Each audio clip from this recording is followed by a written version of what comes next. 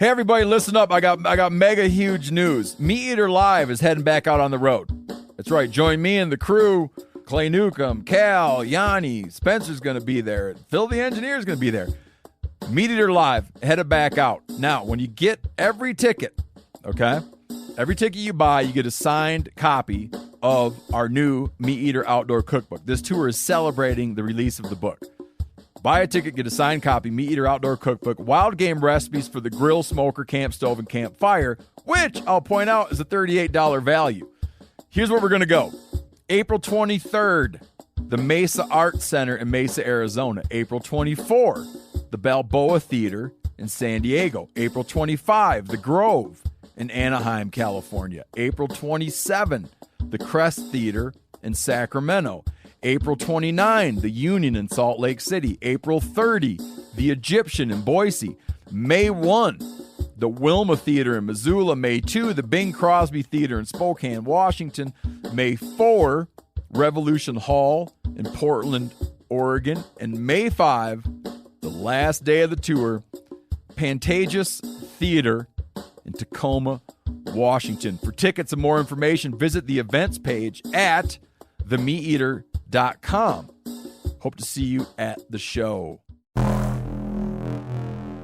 Welcome to Wired to Hunt's Rut Fresh Radio, bringing you the latest reports from the whitetail woods. And now, your hosts, Casey Smith and Tyler Jones. This is Rut Fresh Radio, powered by Vortex. I'm your host, Tyler Jones, and this week we're talking about how changing weather patterns can bring killer success this time of year.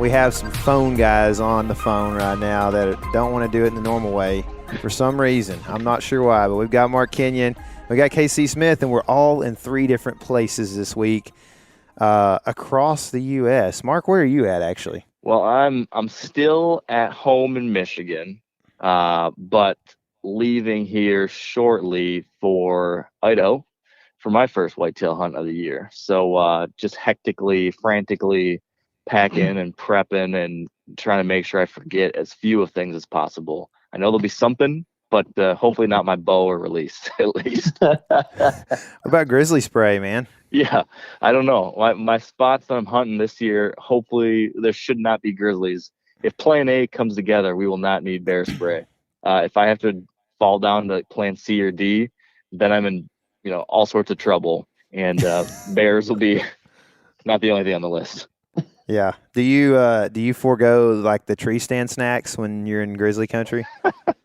No, I don't forego snacks, but I do forego nose jammer, because that's like just putting like a bakery at the base of your tree stand and asking for bears to come and gnaw on you.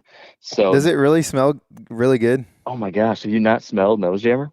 No. Is it like make you hungry the whole time? I swear to goodness, it smells like a vanilla cookie or something. It's just a really delightful cookie cake factory kind of smell, and it is strong, and no doubt about it, it'd bring a bear in a hurry. Could you not do that with like a Tide Pod? You know what I mean? Not eat it, but put it in the wash and just make your stuff smell really good and jam some noses. Yeah, I think that'd be a great idea in certain parts of the country. Maybe not maybe not in some of these spots. Yeah. Well, that's good, man. I'm glad to know you're a very careful guy in grizzly country. I actually have a guy that goes to my church that has he lived in Alaska for some time, and I was talking to him yesterday about things and the greater Yellowstone trip. Yep. And he was like kind of a little bit making fun of our strategies there with how careful we were. He's like, I guess we just get used to them. It's probably better safe than sorry, So yeah, he's like, I'm going to let you borrow a gun next time though, because 9mm is not enough. So I don't know. That's what I was saying. Until you've tested it on a grizzly, can you really say that though? Yeah, that's true. It's all just hypothetical, hoping and wishing until the real stuff hits the fan.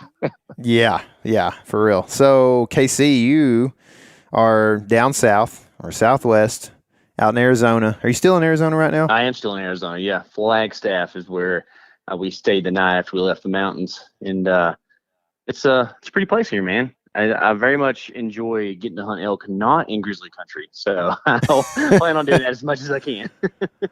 Mark KC used to say a black bear is just an oversized coon, man. It is. I agree with that. Yeah, you just kick them in the nose and they're gone. Yeah, They're fine. They're pretty darn harmless once you spend a little time around it. But I think I was telling you, Tyler, the other day that growing up in Michigan, black bears were kind of exotic, I guess. And so when we would go up north and black bears started showing back up around like our deer camp and stuff, my family was like very on edge about it. Like if you were going to go to the bathroom like 50 yards away from the cabin or something, they'd be like, make sure you bring your gun. And now I look back on that and think it's hilarious because we were so on edge about black bears. But yeah, now they're just big raccoons and we're like a black lab almost in my eyes in many cases. So they're much less intimidating than their cousins out west. The first time that I ever went, not the first time, it's probably the third time I went elk hunting. My dad would pull me out of school when I was a kid and we'd go and it was pretty awesome. But I was probably 10 and I was pretty freaked out about bears, kind of like that.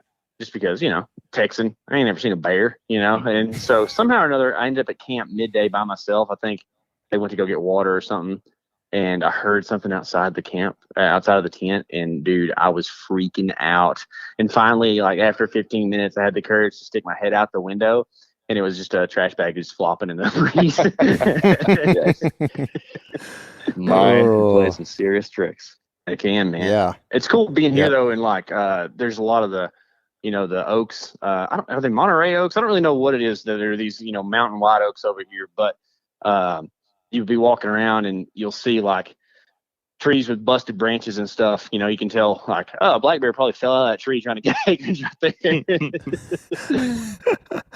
Oh man. Well, so go ahead, Mark. I was just gonna say, speaking of being out there hunting elk, there's been some elk hunting success within the Wired to Hunt family this past week because I think you got an update, Casey, and Tony Peterson killed a bull last week too. I don't think that's been shared on here yet. So hopefully Tony will share that story with us one of these days.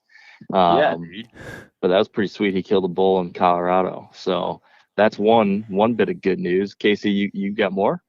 Yeah. So I actually shot a cow yesterday, which was pretty awesome. First cow I ever shot. I've shot a few bulls, but I just a word to the wise out there.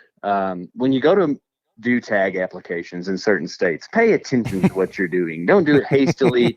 Don't do it on a phone.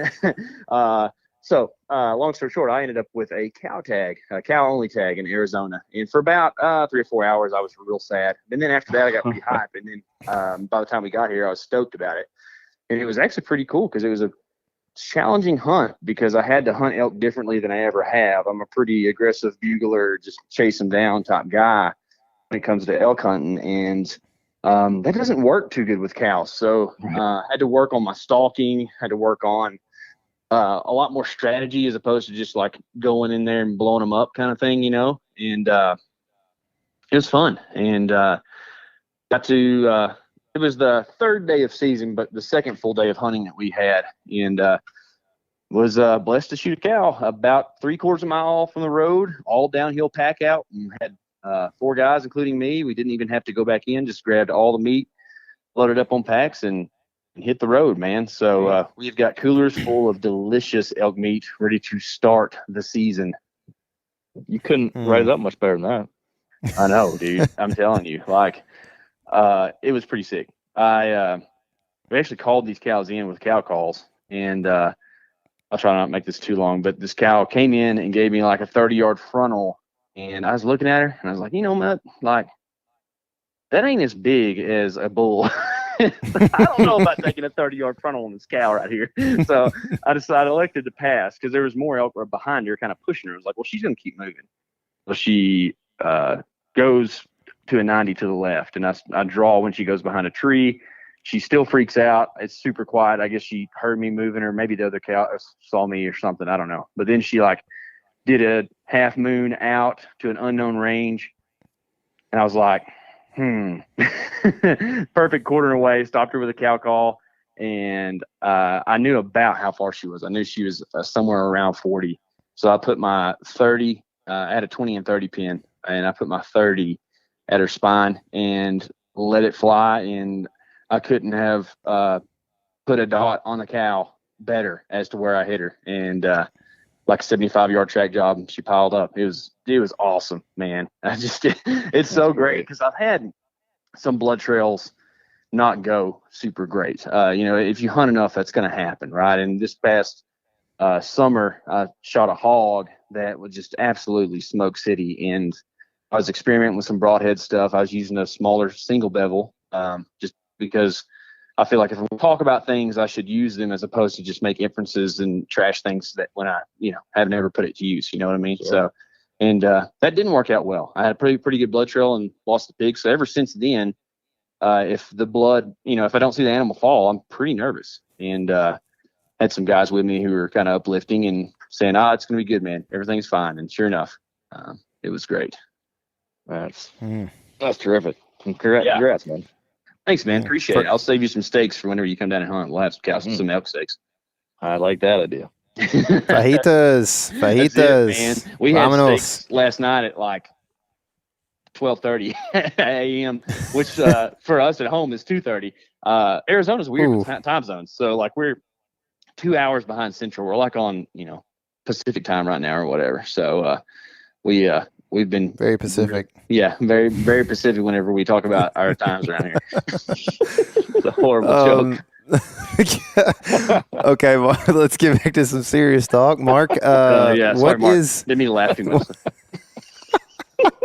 So, Mark, the forecast for Idaho, does it have you pumped, or are you just kind of like ho-hum about it? Yeah, man, it's good. We are thankful that we changed the dates from what we usually do, because in my past couple of years we've been hunting out there. Me and Hilliard have been going and hunting that first week of the season. And this year, that first week out there was like 99, 100 degrees, 101 degrees, like screaming hot. But that weather changed over the last few days. Cold front has moved through, and looks like there's going to be some rain actually hitting while we're traveling out there. And then like right when we get there, that day, the rain's going to be kind of petering out and then stopping. And so it's kind of at least if I could write it up, that's about as good of a situation as I could ask for. Cold front comes through, bunch of rain, and then it's raining like the day you get there, so I can do a little scouting, or I can slip into where I want to hunt silently and perfect that first day, and then it stops. And I think anytime you get that first day or two after a several-day rain event, they just seem to really, really get after it as far as movement. So I'm feeling good. I'm feeling great. It's going to be, the highs are only going to be in the low 60s. And then the mornings are going to be down to the like 30s and 40s. So I think it's going to feel like fall, it's going to feel like fall. And, we're pretty stoked about it. I don't know, there's a bunch of moving parts as far as, how the hunting is going to be outside of that. There's been some other new details come to light from some folks I know down there as far as some weird things going on. There was like some new hunting pressure that I heard from another person, and there is a house, I guess, that was built right on the edge of some of the public land that we've been hunting, that I guess is right where the deer usually go and feed, and now there's going to be a house there. So, I don't know if our plan A is going to work out there, but weather will be good, and we'll be staying on our toes, and we'll better get that grizzly spray out. Yeah, I know, right? So they'll be feeling frisky with that cold weather.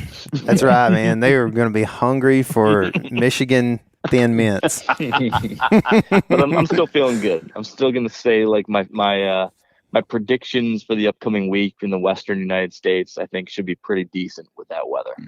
Mark, cool, man. We've hunted the opener in some of those, early. So like September 1 top openers quite a bit. And it's like a popular thing to do, but I'm always curious because it's like people just don't watch a hunt for the next 3 weeks, and all of a sudden everybody's pumped about October, right?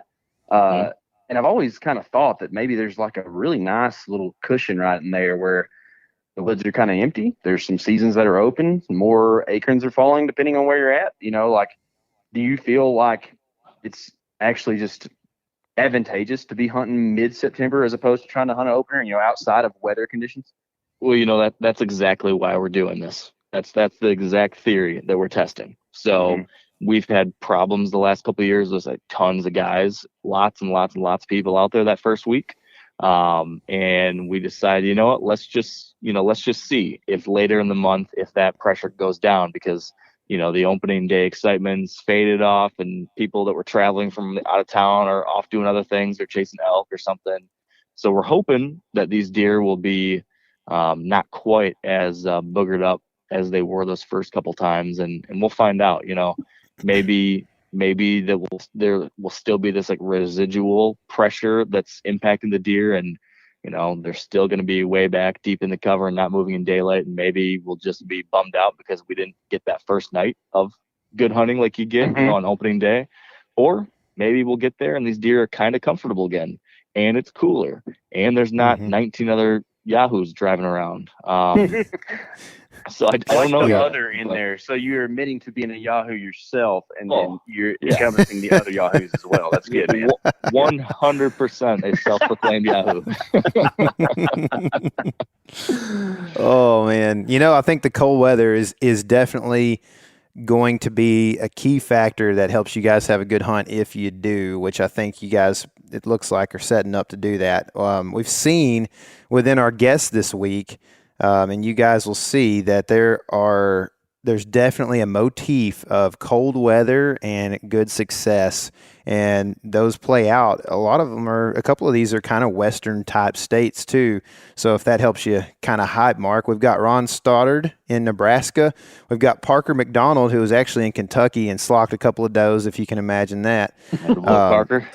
Yeah, Eric Albus from Milk River Outfitters up in Montana, which is pretty close there to Idaho. And then Brennen Nading from the Breaking Point there in North Dakota. All of them saw really, really good movement with colder weather patterns or cold fronts in the first couple of weeks here in September. So hopefully that plays out in the second or third week here coming up for you guys. And I'll be checking in with you and Mr. Hilliard as we go. Man, I'm excited to listen to these because it sounds like very relevant intel for us as we kick off our hunt. And I got to say, even here in Michigan, we had a front hit over the last couple days, and it just blew up the movement too. Just as you'd expect it to. Cameras lit on fire. The field that I can see from my house and from driving around, lots and lots of deer out feeding as soon as the rain passed through. One of the bucks, like the number one buck, I'm really hoping to get a crack at in Michigan. He was daylight the last 2 days on a camera of mine. So they're out and about. And, I was going to say hunting season not open, but we actually just had a youth season open the last 2 days. And I was seeing a whole lot of successful hunters. So I think if your season's open just about anywhere, if you've got that system coming through or has just passed through, it's good news. Absolutely. All right, now on the phone, we've got Brennen Nading from the Breaking Point. You guys have been breaking some records out in North Dakota right now. You guys are tearing it up, man. What's going on? We've had an exceptional start to the 2022 season. We kicked it off up in North Dakota. The season opened last Friday there, Labor Day weekend, and we were blessed with great weather for opening weekend. Substantial cold front, temperatures dropped, wind switched out of the northwest, and we had great deer movement, and we had a lot of guys in camp and just took advantage of the cold front, and were blessed to knock some deer down. Sure thing, man. So when you talk about a cold front, and a great cold front that is, what kind of temps are we looking at? Like, what is the change in temperature from what it was to what it ended up being?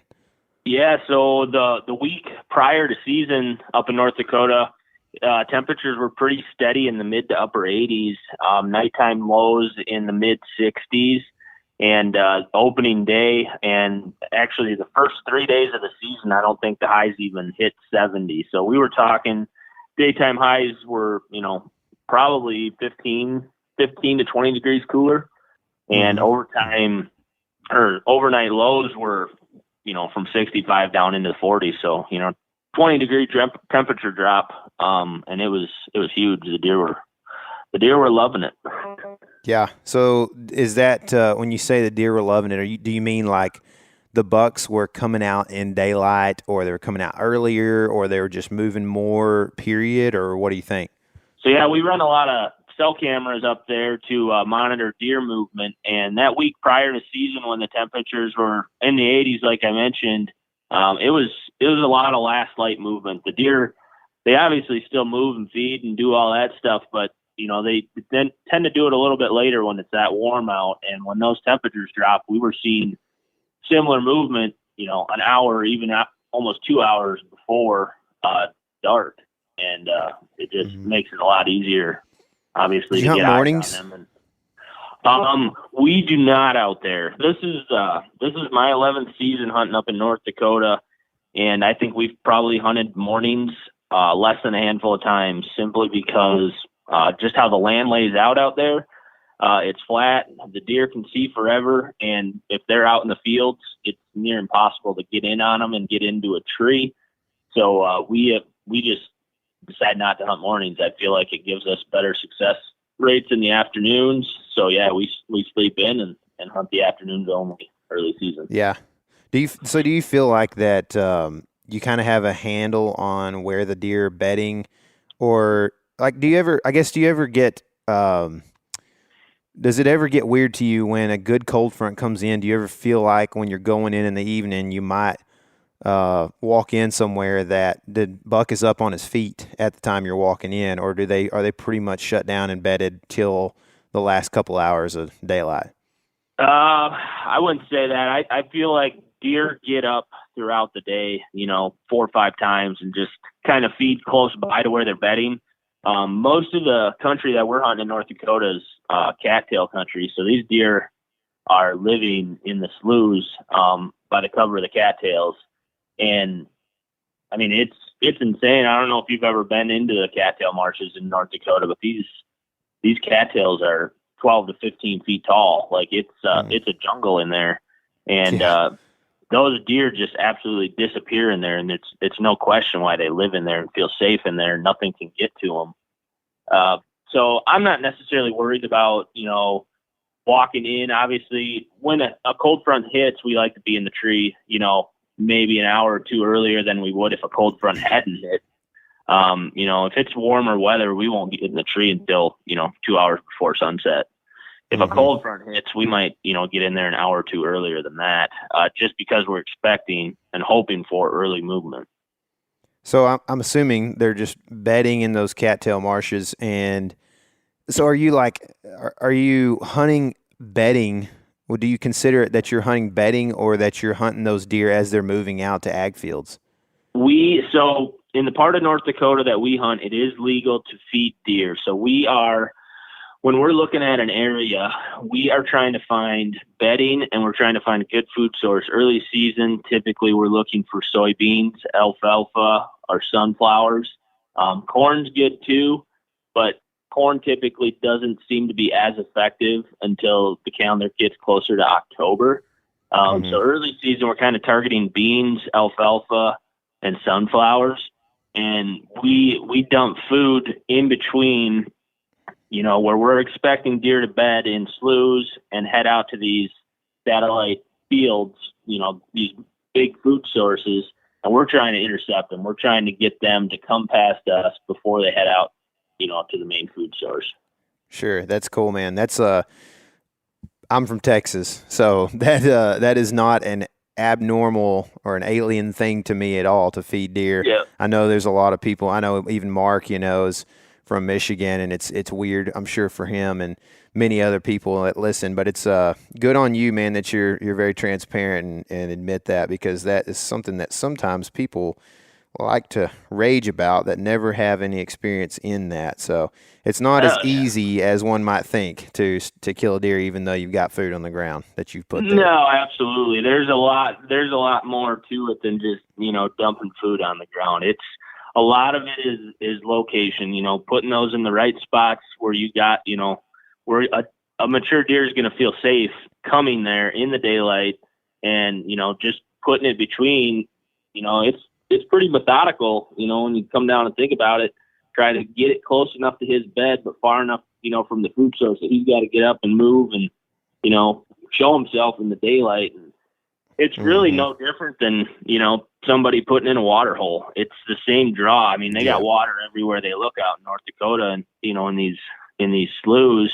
So, I mean, it's no different than somebody in Iowa or Kansas or Ohio or something, installing a water hole on their property. That's essentially what we're doing. We're just putting something to make those deer swing past us in wide open country on their way to a big food source.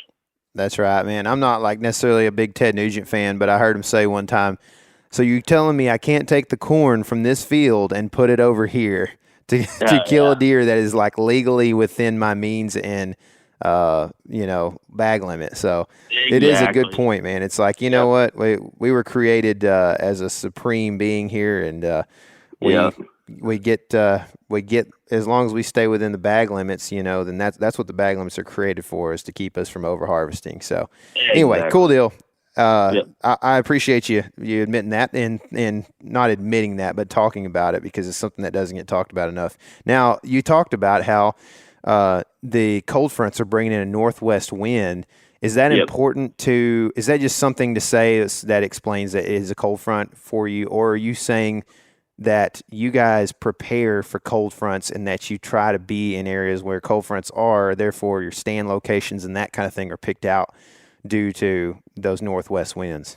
Yeah, so when we're scouting and kind of picking out stand locations and whatnot, and where we're running our cameras, we try to have, pretty much options for every wind direction, whether it's north or south, east or west. And predominantly when those cold fronts hit, the first day or two is usually a northwest. So most of our spots, we try to set up for a northwest, but on the other side of that, usually, and it was perfect example, was opening weekend. So the season opened on Friday, and we had northwest Friday night, Saturday night, and then Sunday night the wind switched to the south. And I'm kind of a Mark Drury nerd, and that guy is insane.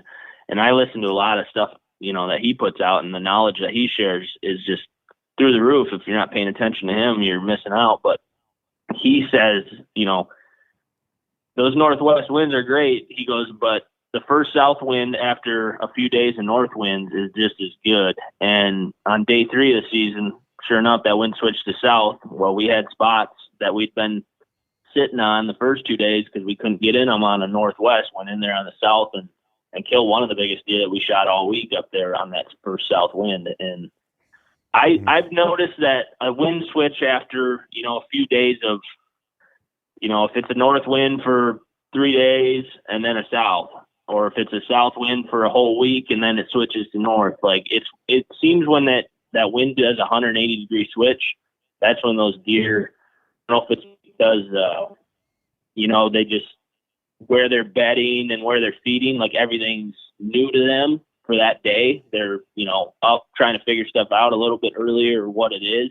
But it seems like when that wind does a 180-degree switch, it just gets those deer on their feet. Yeah.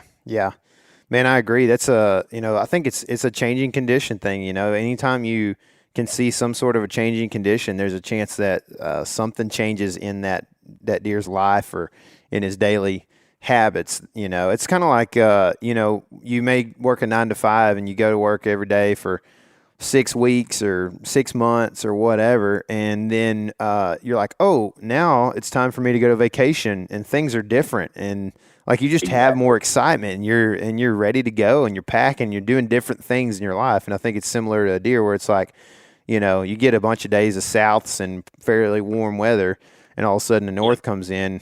More than anything, it's just a change, you know what I mean? I mean, I'm sure the cold weather and everything helps too, but it's like it's just something that makes things different in his world. So, dude, I appreciate you hopping on. Now, as far as the deer movement goes in the last week for North Dakota, what do you rate that as on a scale of 1 to 10? Opening weekend, the first 3 days, I would have rated it, damn near a 9. It was good. Awesome. It could have been better, but it was damn good. And then after the first 3 days, it dropped. We stuck it out. We had, the guys that tagged out, we had 3 guys tag out the first 3 days. That first weekend of the season, I would damn near rate it a 9. It was about as much as you could ask for early season. Getting that cold front and the wind switches were just ideal. So that was a 9. And then after that, it dropped significantly.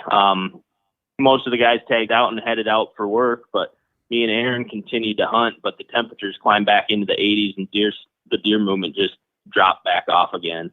And we grinded for the next 4 days, I think it was 4 or 5 days. And then we finally got another cold front, and Aaron ended up killing on the second cold front. So it went from a 9 down to probably a 3 or 4, and right back up to, in that 8 to 9 range when another cold front came through. So very weather dependent, it seems like. Oh yeah. So 100%. Okay. So going forward here, in the next week, I don't know if you've looked at weather or anything like that, but assuming that weather is very important, how do you rank from a scale of 1 to 10 the deer movement and what you assume it will be in the next week? Well, I'm sitting on hold right now, kind of pissed off, to be honest, because Aaron, the guy that runs around and films with me all fall, he got summoned to jury duty back home in Wisconsin. And so we had to come back to Wisconsin last night, and he was supposed to have jury duty this morning. Well, he found out late last night that the jury duty was resolved. The case was closed. So now we're stuck, and there is another cold front hitting in North Dakota tomorrow, and we're gonna miss it. But we got some other plans this week. We kind of gotta make a big loop and get a bunch of cameras out in a few other states to get ready for later in the fall. But if you're in North Dakota, tomorrow, Tuesday is going to be a good day. And then it looks like another cold front is going to hit Friday. Not as big a cold front, but I think it's going to be a good one. And I know a lot of states are coming into season here. I know Kansas, early muzzleloader, and I believe archery just came in today. And I know Wisconsin opens this weekend. It looks like the weekend back in like the Midwest is going to be on a little bit on the warmer side, but I'm noticing in the long-term forecast around like the 22nd, 23rd, there's going to be a really good drop coming. So that second week of season might be pretty good. You might want to burn a day of vacation. That's awesome, dude. Well, let me tell you this. In Texas, it's pretty much always hot this time of year. So, I mean, anywhere is better than here this time of year usually. Yeah. But to be honest, we had my kids had dropped off at school this morning, and they were like, it is freezing outside. It was 61 this morning, and they were freezing cold. So, I guess you could call that a cold front, man. We'll take it, 61 is low or whatever. Yeah. But, man, Brennen, I appreciate you hopping on and doing this, man. And you guys have had a killer year so far. I hope the best for you going forward. What's the best way for somebody to connect with you, see what you got going on, check out some of those velvet deer and early season deer you've been shooting? Absolutely. No, you can check out our Facebook page. It's just The Breaking Point. And then on Instagram, our handle is @BPointTV. And you can find us, probably the best way to find us is on YouTube. Just search The Breaking Point TV. And we are dropping our 9th season on YouTube right now. And 14 brand new episodes will be released on YouTube throughout the fall. That's all our content from last year. And at the same time, we do a semi-live series where we drop a new episode every Sunday throughout the entire year. Opening weekend action from last week actually just dropped last night on the channel. So you can see one of the velvet deer we killed opening day actually on the channel already. And then awesome. We are actually doing a live series this fall where during the rut for 6 weeks, once a week, we're going to have live units in the field. And every Saturday, we're going to do a broadcast where we've got 3-4 live units in the field across the Midwest. and actually have live streaming hunting action from the tree. That's awesome, man. Well, busy. Appreciate what you guys do and how hard you guys work at it, man. You guys put on a great show, and hopefully we'll talk to you again soon this year with some more big buck news. Sounds good, man. I appreciate you reaching out to me. All right, on the phone right now, I've got Eric Albus. He's from Milk River Outfitters up in Montana. Man, you guys have a pretty, I guess you could say, famous outfit up there. There's been a lot of TV show hosts and that kind of thing that have been in and out over the years, and that's kind of how I knew about you guys. Eric, how's everything going, first of all, man? Hey, everything's going great. Thanks for having me on. I appreciate it. Sure, no big deal, man. Thanks for coming on. Wanted to talk a little bit about whitetails. I think this is something you guys are know a lot about. You get to see a lot of whitetails up there in that country, from what I understand. And I just kind of wanted to see this time of year what you guys are focusing on. It looks like to me that you're looking at alfalfa fields and stuff like that a lot. But are there any other pieces to the puzzle that you're thinking about this time of year when you go out to hunt whitetails? Yeah, there are a few. You know, we're very fortunate and blessed to live in a place where the whitetail deer actually move we can watch movement from the 1st of September to the end of November. We see deer and watch bucks every day. And we're one of the few places in the country that you can actually see buck movement in that mid to late September to early October time. We still see bucks moving every day then. And we're mainly concentrating on feed patterns. Alfalfa is great. If you happen to get lucky and have a barley field nearby, they're hitting barley grain as well. And it makes it for a fairly easy hunt because the deer are patternable and predictable enough.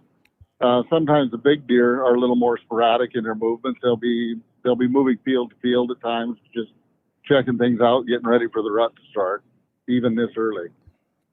Really? So they're as soon as the velvet comes off, they're thinking about it, huh? They're starting to think about it. We see some of the bigger deer, as soon as the velvet comes off, will go nocturnal for several days, and then they'll show up on a different field, maybe a half mile away, and then just kind of work on a rotation, a 2 to 3 day rotation. So as far as if you were thinking, I'm going to go out for an evening to hunt whitetails, and there's been a buck coming in the last 2 nights here, would you expect that buck would show up, if he did, early in the evening or typically later? Because for me, growing up at least, I always think of the big buck coming out at last light or whatever. But is that the case with where you're at there? Here it's a little different. I try to get everybody on stand by 2:00 in the afternoon because you never know. We've had big deer show up here this week even out of the blue. I mean, like at 3:30, 4 o'clock, come out in the field, eat a little bit, go back, and then come out again closer to dark and eat one more time. Mm-hmm. You ever see just straight up midday movement to come out and eat this time of year? I've seen the deer this time of year even just lay down in the alfalfa fields because our deer don't get pressured very much. And that makes them really difficult to hunt. They're not willing to go back into the brush and lay down. Yeah. Oh, yeah. Patterns are part of what makes it easier. I love going in the evenings normally because for me, especially if I'm hunting public or something like that, I don't see, any deer. If I walk in a field, I know I'm pretty good until I get, set up usually because those deer are going to hang back. And so I totally understand what you're saying there. Now, as far as like your weather patterns lately, have you guys experienced any drought? Any cooler temps, any hotter temps? What's it been like there? We've been in another severe drought up here in northeast Montana, and the grasshoppers have been horrendously sick. This first week of season, we experienced some temperatures in the hundreds and triple digits, and now it's cooled off a little bit for us, and we're looking at some daytime the last 3 days in the mid to upper 70s, lower 80s, and now Monday we're going to be looking at 90s again. But the guys have still been seeing good deer movement and sporadically seeing those good bucks show up. Mm-hmm. Mm-hmm. Okay. So as far as, have you guys had any success on whitetail this year so far? Yeah, we've taken a couple. and we've had a couple of misses, and we've had a couple of deer that had blood drawn on them that wasn't fatal. So the guys are still hunting. So we still got 3 or 4 hunters out here for the next couple of days, and everything seems to be going well. They're seeing enough buck movement to keep everybody happy. Sure. Okay. So as far as deer movement goes the last week, what would you rank it on a scale of 1 to 10? I'd put it about a 6 or a 7. Oh, really? Okay. I've had guys seeing, anywhere from 60 to 100 deer a night. Mm-hmm. Wow, man, that's awesome. So going forward, is there a way to beat 60 to 100 deer a night, or is it going to be about the same next week? It's going to stay pretty consistent. Even through this full moon, they were seeing good numbers of the immature bucks and does and fawns. It was just the mature bucks that were a little more sporadic. They'd see one of the good ones tonight, and then it'd be 2 nights later before they'd see him again. Mm-hmm. Mm-hmm. Well, awesome, man. Eric, I appreciate you a lot coming on the show and doing this with us. Give me a quick plug. Where's the best place to find out what you guys are doing? Best place to check us out is www.milkrivoroutfitters.com. Awesome, man. Well, I appreciate it, and we'll talk to you soon. All right, thank you, and have a good day.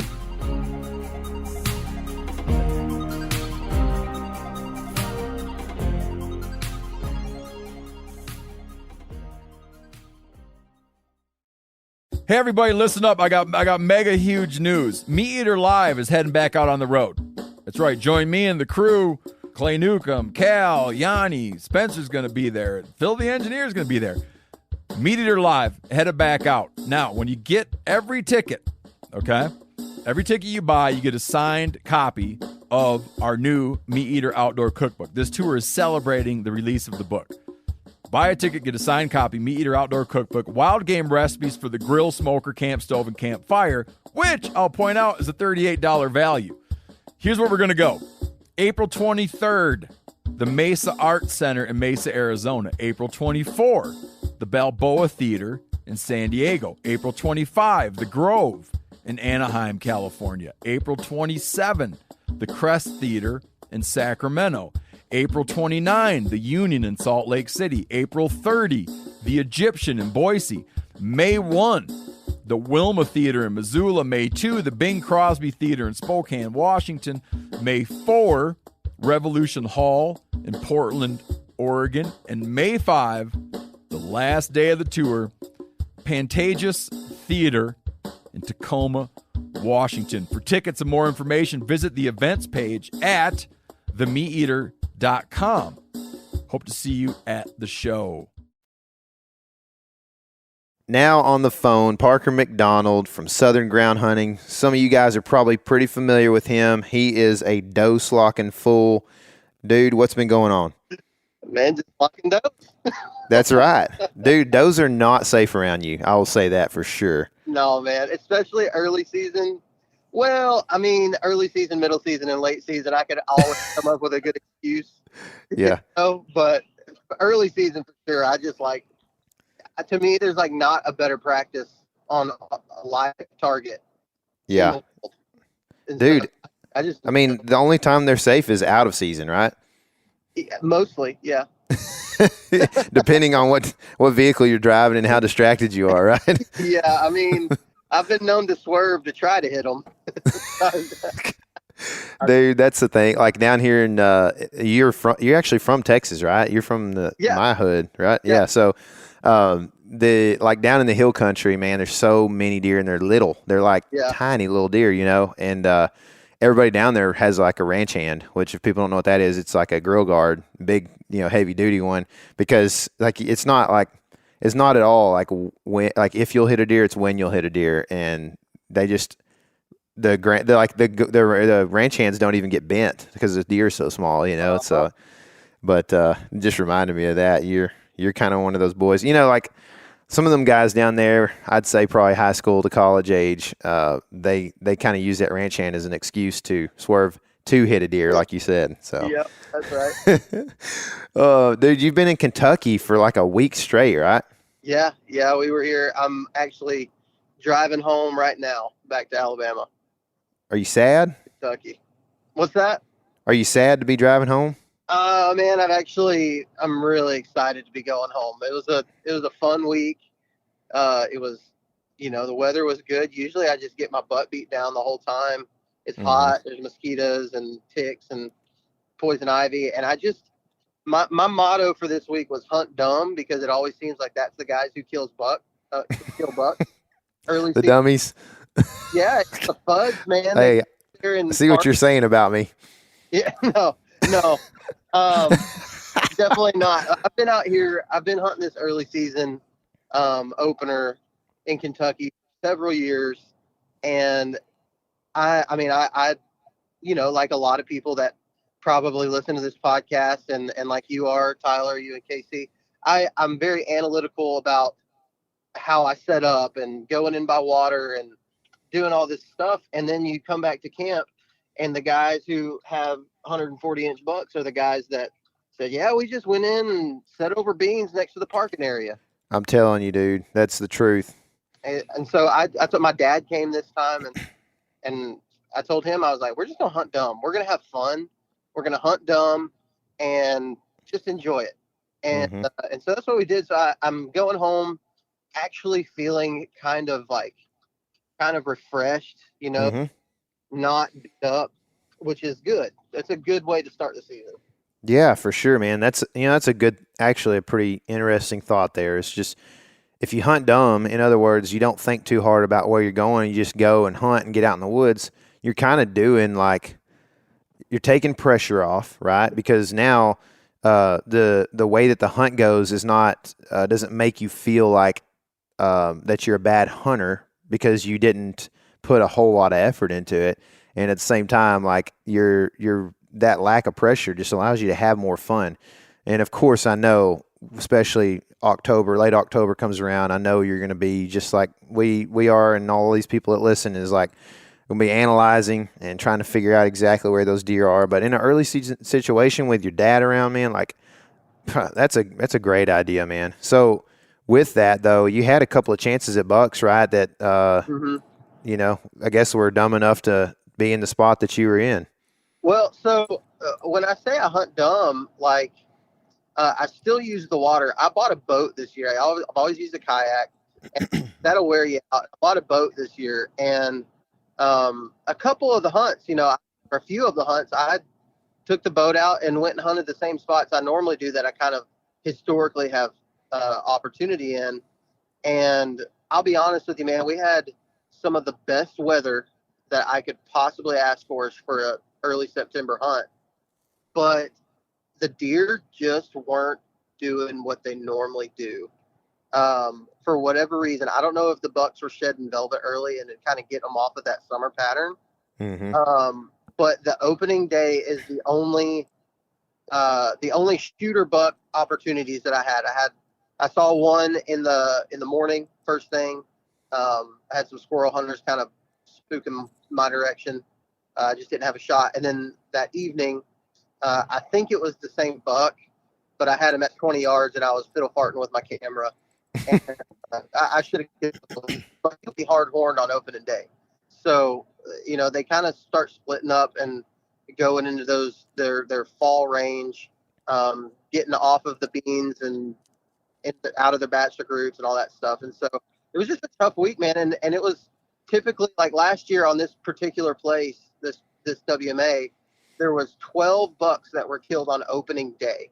Man. This year put out a report that there was only one buck that was killed from Saturday through Monday. Wow. One buck in 3 days with a ton of people there. And so, that was pretty clear to me that the deer were just not doing what they normally do. I don't know if it was because it was unseasonably cool. It could have been something with the moon phase. I don't put a whole lot of stock in that most of the time, but I mean, my mind could be changed after what I saw this week. Sure. Yeah. Well, that's part of being a good deer hunter too, right there, is that your mind can be changed. I think, to be able to go, these are the things I believe in when it comes to deer hunting. But if you plead your case and it's plausible and it's logical, then I'm willing to listen to it and potentially try it. And if it works for me, then maybe be a believer, you know? So That's right. That's yeah. right. So And what's the, go ahead. that they, where I'm at in Alabama and probably very similar to what the public areas that you guys hunt in Texas, you have to be analytical, man. You have to be like hardcore. You got to find the unpressured areas and think about things. The thing about Kentucky and these kind of more Midwestern type states where you have a lot of farmland, the deer are just doing completely different things. And so that's why I like hunting this opener, is because, I mean, I have some of the best opportunities I've ever gotten in my life hunting the Kentucky opener because the velvet bucks are just kind of doing their, like I said, people who are killing them are hunting 200 yards from the parking area in a bean field that you can see from the road, you know, and like you can actually have those opportunities at mature deer in that scenario. And in fact, most of the people I talked to this week that saw bucks were seeing them in the bean fields. And I saw a pile of small bucks, you know, 1.5-year-old deer. But as far as just like, you know, the only buck that I saw that actually had like an 8-point or better rack was that opening day. Yeah. So what are they usually doing? What patterns were you hunting them on starting out that you thought they would be using? Well, usually there's a lot of pressure on the place. And so what I find is these deer, it's part of the reason why I use water access, is they'll go back to the ridges in the back of the property close to the water, and it really funnels the deer that are getting pressured. You have dove hunters and squirrel hunters and deer hunters out there all at the same time, and they're pushing all these deer back to the back corners. And so if you have a boat, you know, that's really where I spend most of my time, is in those very far back corners using the boat. And I literally might walk, you know, 100 yards from my boat, and I always seem to get it. And then of course finding those funnels that kind of lead to beans has always been pretty productive. But the beans this year were very green, so you would think the deer would still be hitting them pretty hard. But I set over beans several times, and I didn't see much. I really didn't see a whole lot of deer. The does would be bedded in there, in those bean fields, and that can make it pretty tough to even get a shot when the deer are all bedded in the beans. They kind of bed out in the middle of the bean field, so you can set up and, you know, get up high and you see them, but they're untouchable. You can't get out there with them. So I typically try to hunt, honestly, rut funnels. It kind of seems to be where I have the most opportunity at in these early season hunts, just because of the pressure. The deer are running back to those, using those same funnels and running back to that security cover. Yeah. Are you seeing, do you feel like you see more deer movement this time of year in a pressure situation like this in the morning or the evening? This trip by far, I saw more deer activity in the mornings, and the changing point for me right then was, or for this one was, I was getting in the middle of the bedding, like right smack dab in the middle. One of the does that I shot was about to lay down when I shot her, which is going to be the thick cover around those bean fields. And a lot of times out here in like Kentucky, a lot of places in Kentucky, a lot of places in the Midwest are going to have like CRP with like sycamore sapling type blocks that are right next to the beans, or like it's almost like a buffer strip between the woods and the bean fields. And I was finding that if I would get as close to that CRP sycamore junk, that was where I was going to see deer. And your shot opportunities weren't going to be plentiful because it's so thick in there, but you're at least going to have a chance at seeing deer. And in fact, most of the deer that most mornings going in at 4:30 in the morning, almost every morning I walked up on bedded deer. They were just already bedded down before the sun came up. Mm-hmm. And so I think that was kind of what was going on. And the bucks, you know, I think they were bedded down. I don't think they were getting up at all during the daylight. Not much. Mm-hmm. Do you, if you're in that situation, do you ever take a morning off, or do you always try to find a place to hunt in the morning? We took one morning off this trip. I typically do not. The only reason I took a morning off is because most of the time in the mornings is when I'm going out and I'm like, okay, I'm going to go and hunt a spot where I feel confident I could shoot a doe. And in the evenings is where I kind of go and try to hunt for a buck. But after I shot the first doe, I took off that next morning because, like, I mean, the only thing I'd be going to hunt right now is a doe, more than likely. But every once in a while, man, I actually got 2 years ago, I got my opportunity and I missed a deer that probably would have went close to 150. And it was a morning hunt at like 10:30 in the morning. But I find on these early season hunts, if you will really watch that wind direction, because the wind can be so variable this time of year. A lot of times, if you can be up in a tree when the wind direction changes or when it's forecasted to change, a lot of times you'll find those bucks adjusting their bed to another spot that's more favorable for that wind.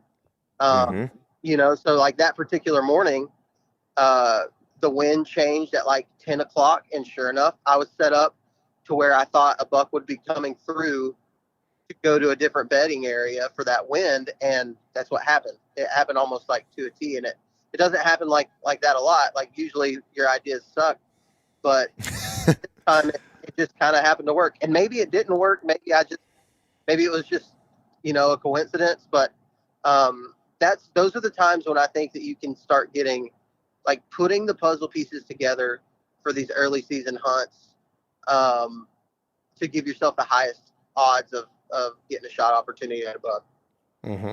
Man, it sounds like there's a lot of variables this time of year. I know that, and so with that, the one thing that a guy can always look forward to is basically better weather, new week, new moon, all that kind of stuff. Different variables, right? That can potentially help in a situation where he's struggling to find bucks currently. So with that, on a scale of 1 to 10, and tell me why, what do you expect deer movement to be like in the next week? Well, there's the one variable that I think changes a lot in farm country is when they start cutting the corn. And last night, yesterday afternoon, they started cutting corn on this WMA. And I think for anybody who is going to be hunting this coming week, they're cutting corn. A lot of those deer, I think, are living in those cornfields, and when they're standing, and they're cutting it right now. And if you can get close to some fresh cut corn, I think a lot of bucks are going to die this week because of that one factor. It forces them to get up and move from the places that they've been living and having security cover and kind of being untouchable out in the middle of those cornfields. And I have a lot of friends who are coming up this week, and when I sent them a picture of the combines out in the cornfield, everybody got excited, because that can be like a game-changing factor on this farm country stuff. Cool, man. That's exciting. That's definitely a good variable to look forward to, man. It's something that takes a big swath of cover out of the equation and puts a bunch of food in front of, where deer normally eat. So I like it, dude. If I had to put a number on it, I think it's going to go from about a 1 or a 2 that we experienced this week to probably a 6 or a 7. Oh, nice. Because it's happened before where they've cut it really, really early while we've been there for the opener. And as soon as they cut it, man, you start seeing deer just piling into that cornfield. And part of it feels like it should be a crime, because there's just piles of corn out there in front of you. But hey, Texas, bro, we know all about it. Yeah. It feels normal to me. That's right. That's right, man. Yeah, it's all relative, man. So Yep. that's cool, dude. Well, so I guess with that, that's exciting. People can watch your stuff on YouTube, can hear your podcasts. Give me a quick rundown of where they can find this kind of stuff, man. Yeah, so YouTube, it's Southern Ground Hunting. Just search that. If you see a chubby bearded guy with a bunch of tattoos and using a kayak or a boat, that's probably me. Are we going to see the does being slocked from this hunt? Absolutely. Yes, sir. And then you go to the podcast. It's a part of the Sportsman's Empire Podcast Network. And just, you can search Southern Ground Hunting and you'll find it there as well. Cool, man. There's some other more associated stuff that you're going to be doing coming out soon, I think. I don't know how much I can reveal about that, but I'm excited to see that. And then also, Parker is a doe slocker, but he kills a lot of bucks too. So I don't want that to be a diss by any means. He just shoots a lot of deer, so it's definitely worth going and checking out. Thanks for coming on the show, giving us a rundown of Kentucky, man, and I'm sure we will be talking to you later on this year. Absolutely. Thanks, Tyler, for having me on. All right, now on the phone we've got Ron Stoddard. He's from Nebraska. Ron, what's happening, dude?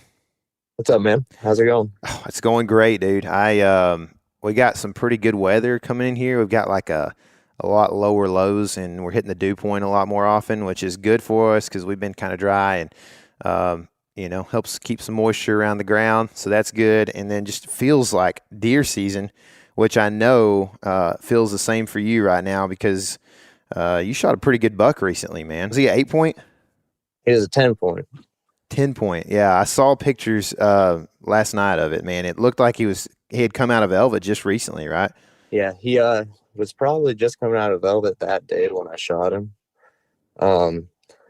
He was bedded down in a CRP field off the edge of a bean field, and it actually was the first deer I saw that night, and he came in to about 8 yards, and I shot him, and he went about 30 yards, and I was able to recover him.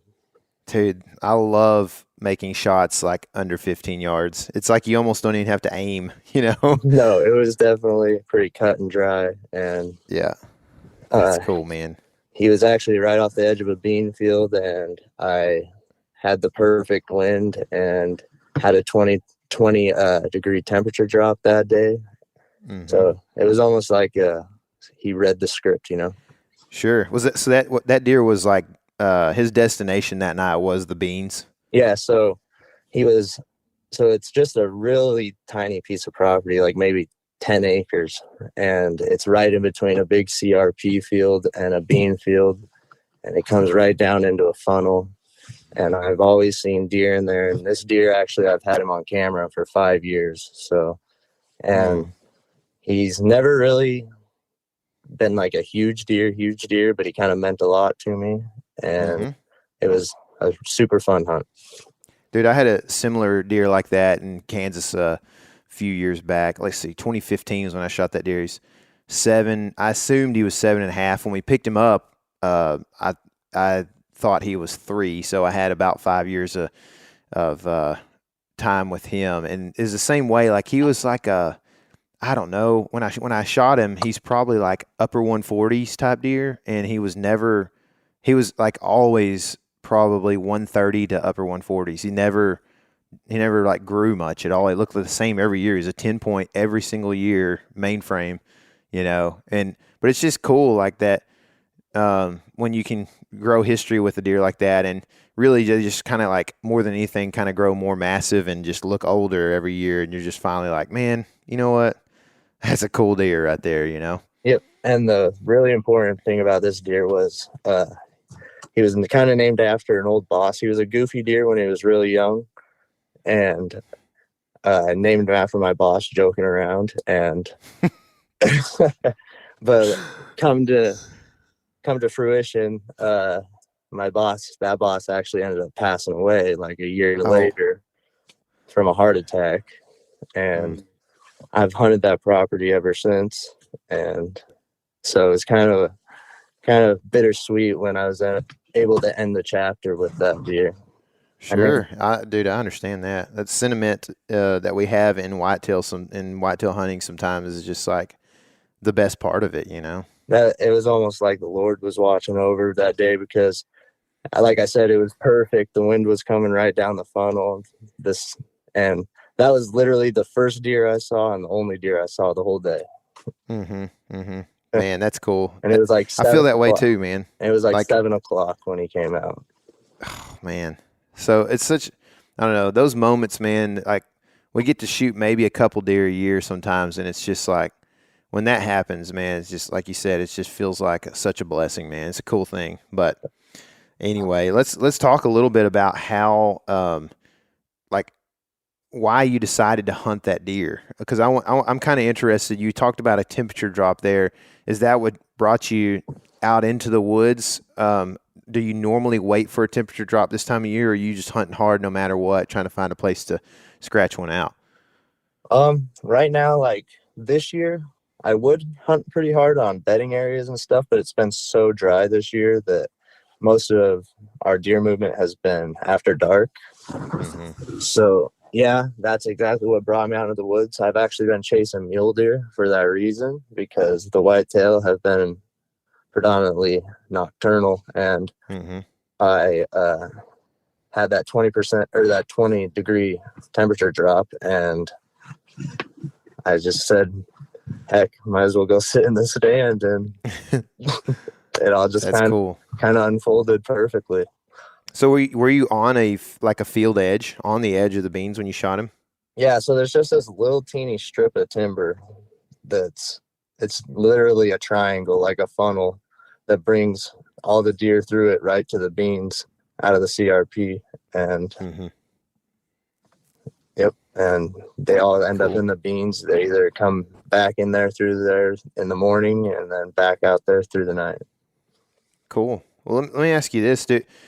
Can those deer see a road or people on a road from where they end up in the field there? Yeah, they actually have to cross a road in between the trees and the bean field to get there. And there's a highway only about 300 yards away.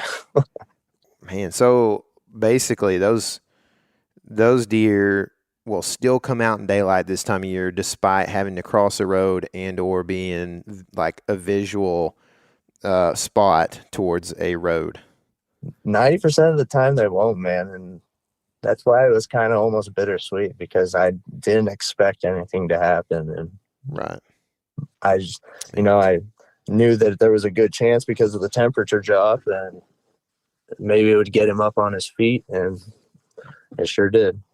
Man, that's awesome, dude. It's so cool. So as far as like bedding areas go, that if you're, say on a normal year, you said you would probably be hunting closer to bedding areas and stuff this time of year.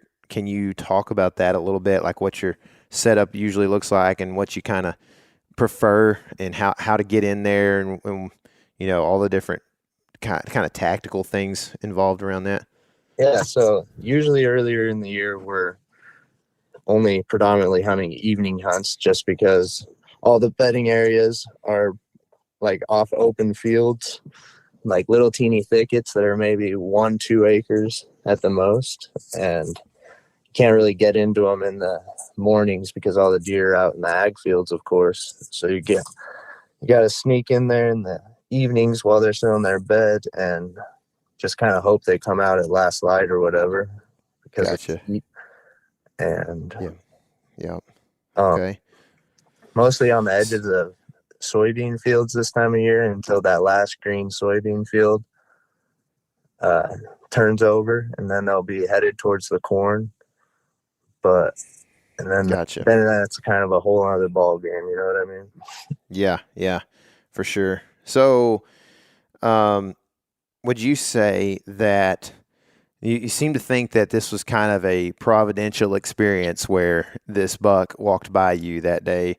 It kind of seemed like you weren't expecting much. What would you say the deer activity has been like in the past week or so? Scale of 1 to 10. I would say probably a 4 during daylight, or gotcha. 3 or 4 during daylight, just because I mean, we've had highs 97, 98, 99 to 103 the last 4 days. So, but coming up, it's probably going to be, 6 or a 7 because we're going to have a 30-degree temperature drop this evening into some rain, into some real foggy morning tomorrow morning, and more rain tomorrow morning. All right, dude. That's what I'm talking about. Cool weather this time of year.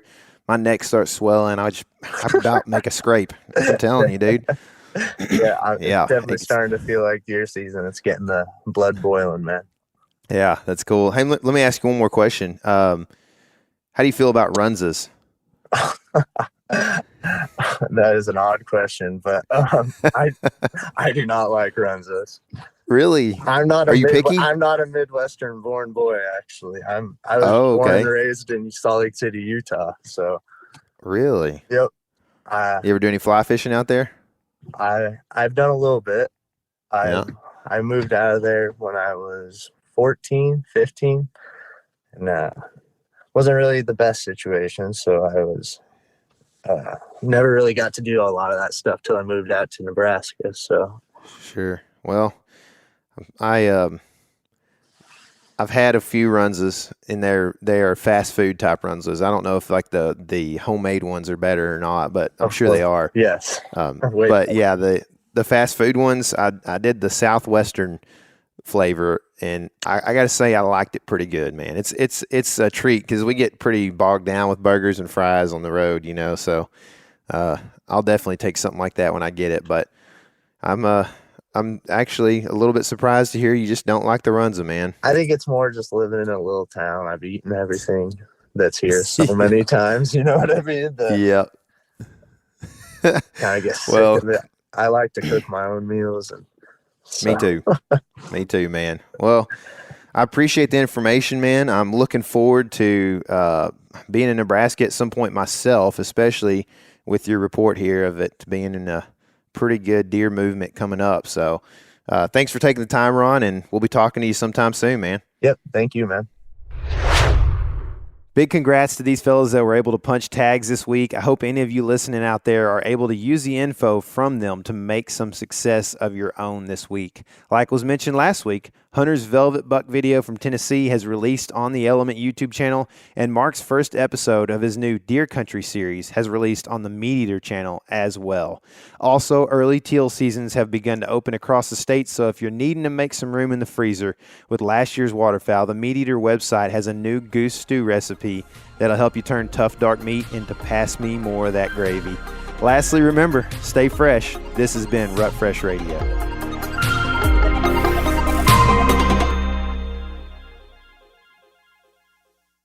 Hey everybody, listen up. I got mega huge news. Meat Eater Live is heading back out on the road. That's right. Join me and the crew. Clay Newcomb, Cal, Yanni, Spencer's going to be there. Phil the engineer's going to be there. Meat Eater Live headed back out. Now, when you get every ticket, okay, every ticket you buy, you get a signed copy of our new Meat Eater Outdoor Cookbook. This tour is celebrating the release of the book.